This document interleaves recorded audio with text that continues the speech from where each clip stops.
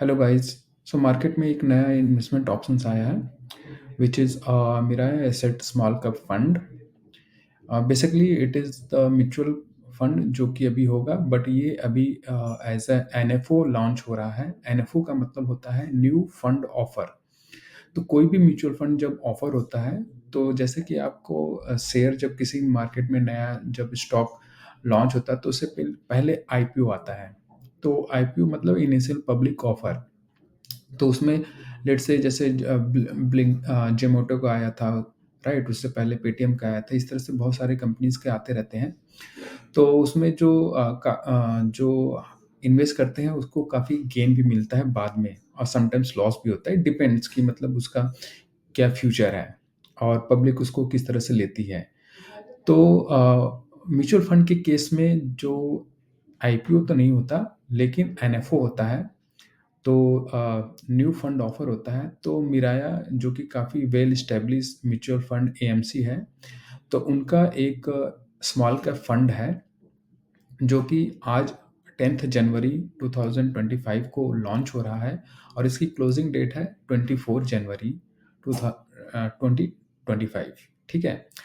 तो अब इसमें, और ये एक ओपन एंडेड स्कीम है। ओपन एंडेड स्कीम का मतलब कि ये कुछ टाइम तक ओपन रहेगी, फिर क्लोज हो जाएगी, फिर इसके बाद ये म्यूचुअल फंड की तरह लिस्ट होगी, और वहाँ पे कोई भी बाई एंड सेल कर सकता है किसी भी टाइम पे।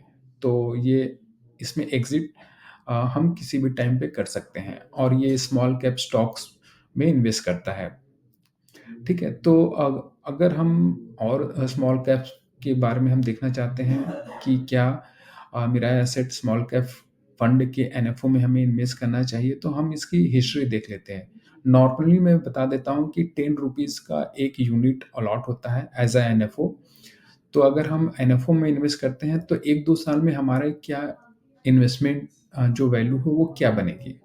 तो जो ऑलरेडी जो एस्टेब्लिश हैं, जिनके एनएफओ हैं, तो small cap actually high return segment में आते हैं। हाई रिटर्न सेगमेंट में तो मैं एंजल वन का पार्टनर प्लेटफॉर्म खोल दिया हूँ, क्योंकि मैं उनके साथ एज अ सब ब्रोकर काम करता हूँ।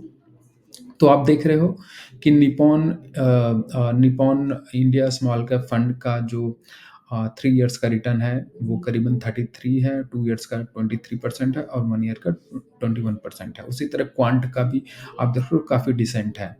रिसेंटली क्वांट के साथ कुछ इशू है, क्योंकि प्रीवियसली ये बहुत अच्छा दे रहा था, बट अभी 6-7 मंथ से इसका इशू है। तो मैं अभी अपने किसी इन्वेस्टर को ये रिकमेंड नहीं करता क्वांट फंड के लिए। तो आप देख रहे हो by nature it is a very high risky, but at the same time it is a very high return option.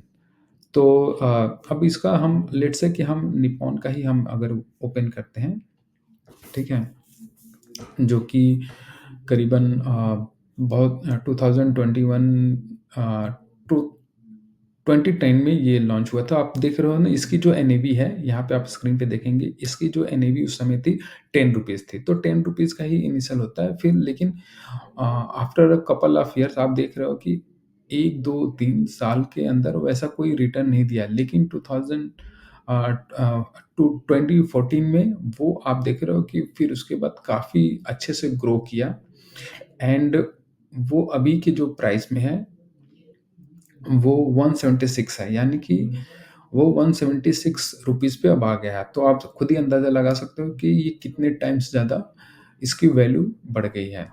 ठीक है। तो क्या हम इसमें इन्वेस्ट कर सकते हैं? अगर आपके पास सरप्लस पैसे हैं तो आप एक लमसम एनएफओ में इन्वेस्ट कर सकते हैं, या फिर इसके एनएफओ लॉन्च होने के बाद आप कुछ टाइम तक वेट कर सकते हैं, और वो जैसे ही वो थोड़ा सा गिरेगा, नॉर्मली ज़्यादातर जो एनएफओ हैं वो गिरते ही गिरते हैं, तो आप डिस्काउंटेड रेट पे बाई कर सकते हैं और 2-3 साल के लिए इसको छोड़ सकते हैं। तो आपकी जो मनी है वो मल्टीप्लाई हो जाएगी, क्योंकि ये एक ऐसा स्टॉक है। मिराया का भी अगर हम देखते हैं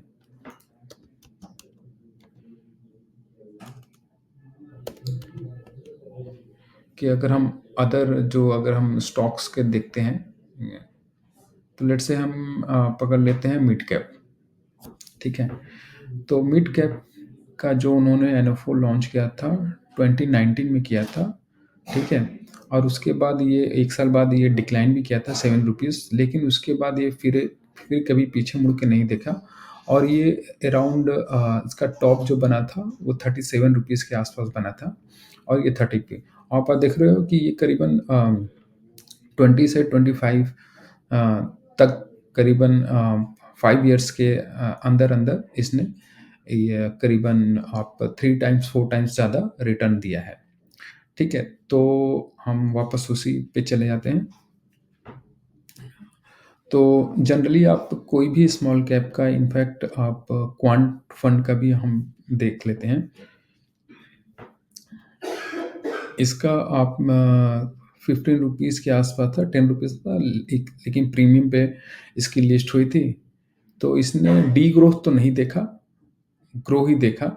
उसके बाद ये फिर डाउन आया था अराउंड 20 के आस-पास क्योंकि कुछ लोग म्यूचुअल फंड में इन्वेस्ट करना बंद कर दिए थे, पैनिक क्रिएट हुआ था मार्केट में। लेकिन फिर उसके बाद ये काफ़ी एक्स्पोनेंशियल तरीके से यानी यानी कि कोविड के बाद ये काफ़ी तेज़ी से ग्रो किया क्योंकि उसके बाद लोगों को समझ में आने लगा कि there is not any better option than the mutual fund है फॉर रिटेल इन्वेस्टर्स, ठीक है? तो मेरा जो ये कहना है अगर आपको इनके एनएफओ में अगर इन्वेस्ट करना है, तो आप मेरे साथ कनेक्ट हो सकते हैं, मैं आपको हेल्प कर दूँगा। इसमें एक लमसम इन्वेस्टमेंट के लिए अगर आप इसको वेट करना चाहते हैं, 1-2 महीने बाद 1 साल करना चाहते हैं, तो भी आप मेरे से कनेक्ट कर सकते हैं। Thank you.